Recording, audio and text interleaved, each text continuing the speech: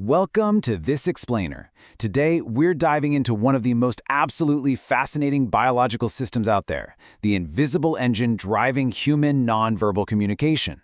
We're going to unpack the core framework from Joe Navarro, a former FBI agent, to discover how we can literally map out the thoughts, feelings, and hidden intentions of everyone around us. You know, we kind of just naturally assume communication is all about the words we speak, right? But the crazy truth is, our bodies are constantly broadcasting this silent, incredibly honest language of their own. Whether you're navigating a high-stakes meeting, out on a date, or literally just hanging out with friends, your body is sending signals.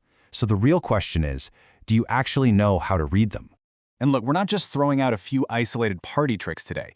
What we are doing is building a complete, structured mental map for understanding human behavior. Because nonverbal communication, it isn't random. It's this deeply biological system rooted right in our brains, branching out into very specific, highly predictable physical actions. So here's our roadmap for today.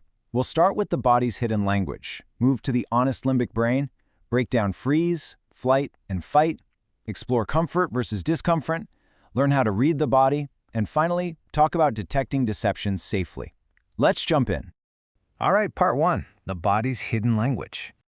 Okay, the absolute most crucial thing to understand right off the bat is that body language is not magic. It's not just guesswork.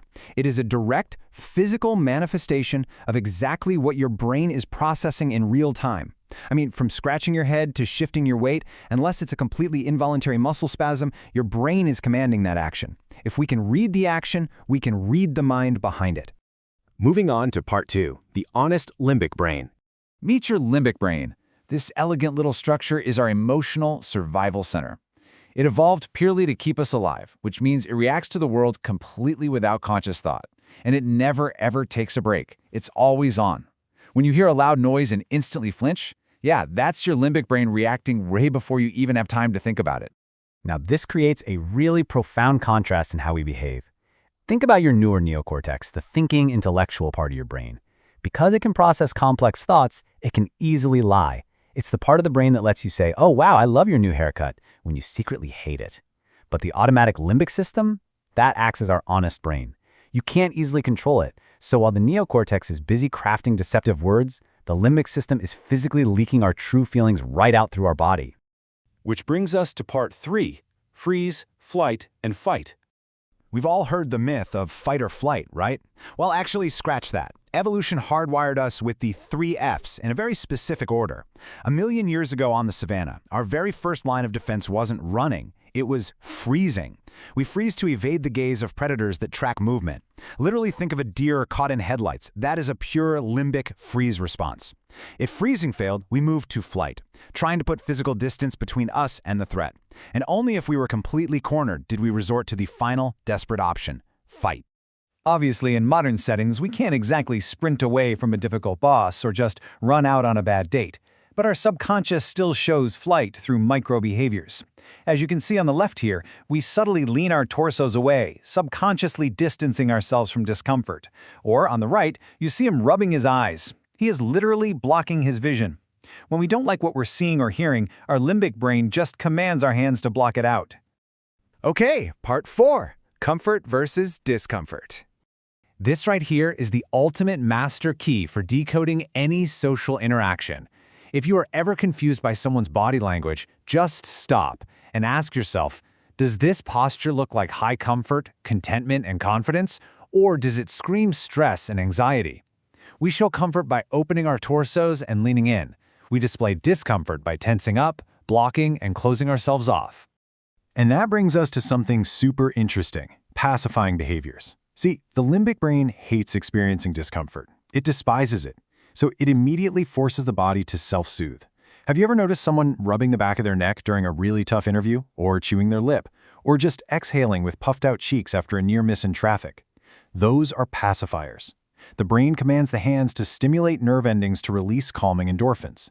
You might also catch someone subtly adjusting a tie or stroking their arm when put on the spot. Spotting these small, subconscious self-soothing gestures is absolutely crucial for reading real-time stress in others. Let's apply this. Part 5, reading the body. Believe it or not, to read someone's face, we're actually going to ignore it and look at their feet.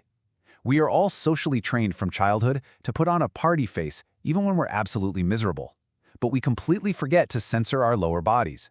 That makes the feet and legs the most honest parts of the human body. If you see someone's feet bouncing or wiggling with joy, those are happy feet, a massive indicator of high confidence. If their feet suddenly point toward the door, even if they're smiling right at you, their brain is literally screaming to leave. Oh, and we only cross our legs when we're highly comfortable, because it puts us off balance. If they suddenly uncross their legs, you know for sure their comfort level just plummeted. Moving up to the arms, context is everything here. On the left, that's a comfortable, relaxed arm cross, very casual. But contrast that with the right side. Notice how tightly the hands are gripping the arms? That's a clear limbic sign of distress and self-protection. The brain is literally giving itself a self-administered hug just to feel safe. And finally, Part 6, Detecting Deception Safely. Now listen, the biggest mistake you can make as an observer is playing amateur lie detector and jumping to conclusions. There is absolutely no isolated Pinocchio effect. There's no single gesture, like looking up to the left or scratching your nose, that guarantees someone is lying. Assuming there is can lead to some really disastrous misjudgments. Instead of looking for that one magic tell, you've got to act like a scientist. Look for clusters, multiple stress-related pacifying behaviors happening together. You also need to establish a baseline. How does this person normally act when they're totally relaxed? Then watch for deviations from that. Most importantly, watch out for weak body language that contradicts strong spoken statements. Because the honest limbic brain knows a lie is being told, it refuses to commit physical energy to it. A liar is definitely not going to passionately pound the table while denying a claim.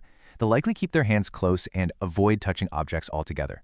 So let's wrap this all up and lock in this mental map. Just remember, genuine signals always originate in the automatic limbic brain. Recognize that evolutionary sequence of freeze, flight, and fight. Filter every single interaction through the comfort versus discomfort framework. Keep a really sharp eye out for those self-soothing pacifiers, and always, always trust the feet over the face. And finally, observe the whole body for patterns and clusters rather than obsessing over one single gesture. You now have a complete, structured system to read the hidden intentions of others. You can walk into any room and actually see the silent dialogue happening all around you.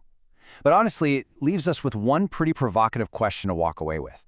Now that you know exactly how loud this silent language really is, are you truly aware of the signals your own body is broadcasting to the world?